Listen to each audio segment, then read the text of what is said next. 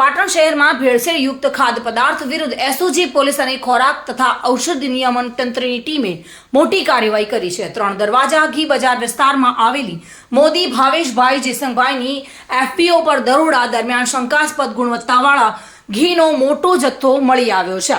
તપાસ દરમિયાન અધિકારીઓએ કુલ 1059 કિલો ઘી જેની કિંમત ₹6,35,400 અને 86 કિલો તેલ જેની કિંમત ₹16,770 થઈ છે। તે જથ્થો માનવ વપરાશ માટે અયોગ્ય હોવાની શંકાના આધારે સીઝ કરવામાં આવ્યો છે। જપ્ત કરાયેલ જથ્થામાં 15 કિલોના ફોર્ચ્યુનર સોયાબીન તેલના 3 ડબ્બા અને જૈમિન વનસ્પતિના 3 ડબ્બા મળી આવ્યા હતા।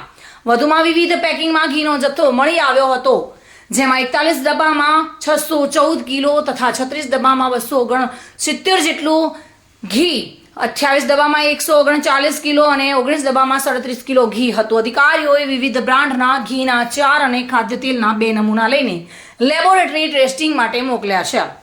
અધિકારીઓએ જણાવ્યું હતું કે આ કાર્યવાહી નાગરિકોને શુદ્ધ અને ભેળસેળ મુક્ત ખાદ્ય પદાર્થો મળી રહે તે માટે કરવામાં આવી રહી છે। આ કાર્યવાહીથી શહેરમાં ભેળસેળયુક્ત ખાદ્ય પદાર્થોના વેચાણ પર અંકુશ લગાવવામાં આવશે। એસઓજી અને એફડીએની ટીમે એફપીઓ પરથી 1069 જેટલા કિલો ઘીનો અને 86 કિલો તેલનો જથ્થો સીઝ કર્યો છે, જેના કારણે ભેળસેળિયામાં ફફડાટ જોવા મળી રહ્યો છે। પ્રવીણ યોગી સાથે bureau report, today Gujarati news. આ સમાચાર આપને કેવા લાગ્યા? ટુડે ન્યૂઝને લાઈક, શેર અને સબસ્ક્રાઇબ કરો।